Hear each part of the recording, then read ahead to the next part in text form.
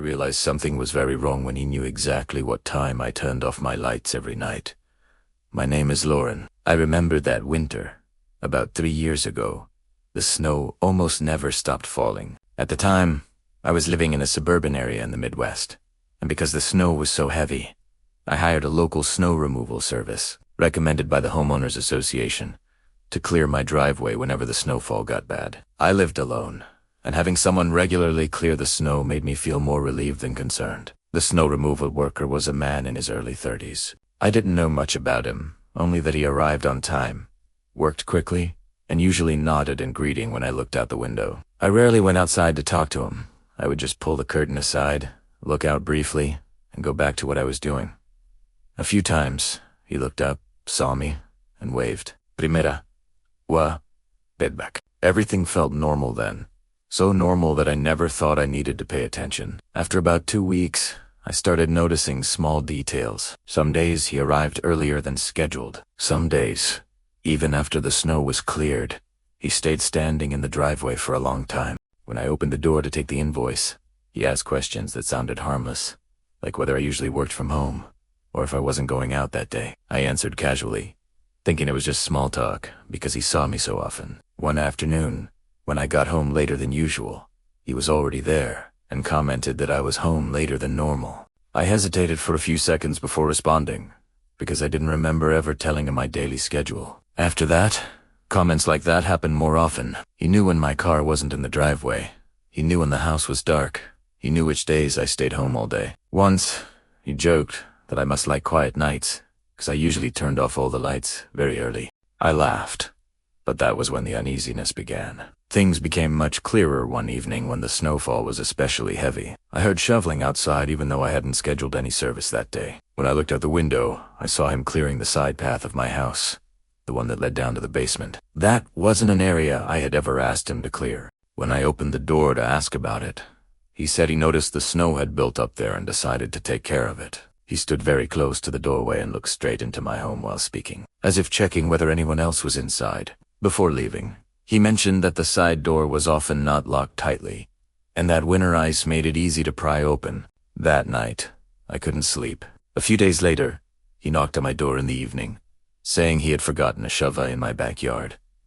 I was wearing pajamas. I didn't want to open the door, but when I looked through the small window beside it, I could see that there really was a shovel placed near the step. I opened the door just slightly to hand it to him, only enough to slip my arm through. At that moment, he said it was very cold, and asked if he could come inside for a bit to warm up. I hadn't even had time to react before he pushed the door hard. I couldn't hold it. The door flew open, and I panicked, running straight to my bedroom, slamming the door shut, and calling 911. While I was whispering to the dispatcher, I heard his voice in the hallway.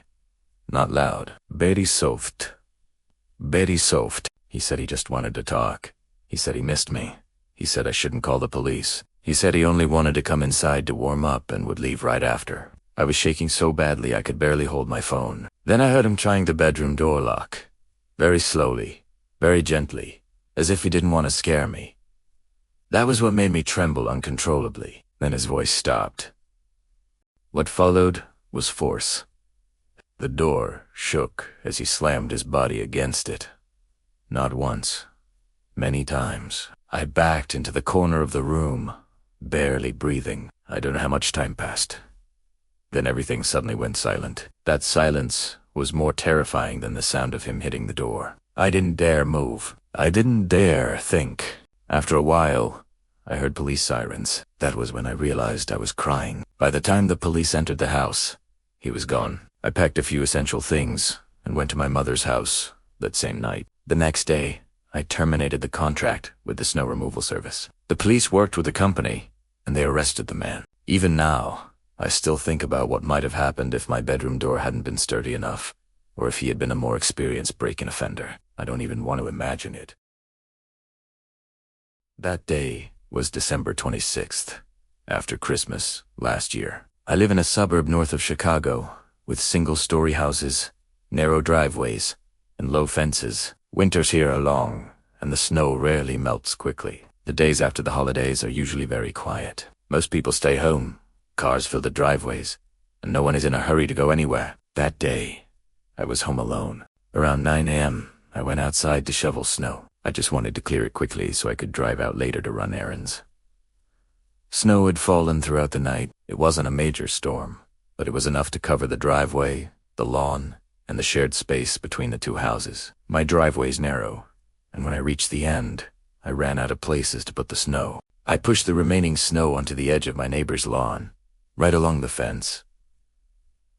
It wasn't much. I assumed it would melt in a few days. The temperature was below freezing that morning, and I didn't think about it any further. About an hour later, while I was in the kitchen, I looked out the window and saw my neighbor standing on his porch. He had moved in about a month earlier. That was all I really knew about him. We hadn't talked much, just exchanged brief greetings. I often noticed his car in the driveway and the lights on inside during the day. At that moment, he wasn't shoveling. He was just standing there, looking toward the fence, then shifting his gaze to my driveway. I avoided looking back.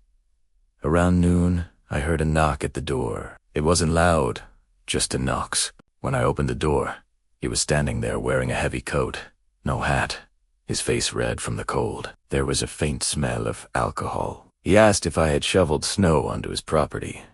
His voice was calm and not raised. I explained that I had pushed it to the edge because I had nowhere else to put it. He looked at me for a few seconds and asked if I knew that the snow would freeze.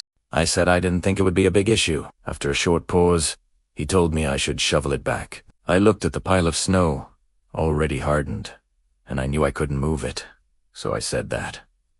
His voice slowed. He asked if I thought I had the right to dump snow onto his land. I said that wasn't how I saw it. He gave a short laugh and said I always thought I was better than other people. I didn't understand where that came from. I told him we could talk later if needed and closed the door. About 10 minutes later, I heard noise outside the driveway. When I looked out, I saw snow being pushed back toward my property. It wasn't new snow. It was the same snow I had shoveled earlier. The snow mixed with ice was being thrown directly onto my driveway and landing heavily. I opened the door and told him to stop. There was no immediate response, just a voice saying that I didn't respect him. I replied that it was just snow. This time. He turned and looked straight at me and said that everything is snow until it isn't. Then the shovel was set down and the door to his house closed. I stood by my door for a few seconds, unsure of what to do. I thought about calling the police, but at that moment it felt like the situation still wasn't serious enough. I went back inside. About 5 minutes later, I heard the garage door next door open. I didn't look out right away. Then I heard footsteps on the snow, slow and very close. When I looked through the side window, I saw him standing at the boundary between our houses. He was no longer holding the shovel, and one hand was tucked into his coat pocket. He spoke loudly enough for me to hear and said that I should remember who I was living next to. I didn't respond. I stepped back inside and locked the door. A few minutes later, there was another knock, harder this time. I didn't open the door and called 911.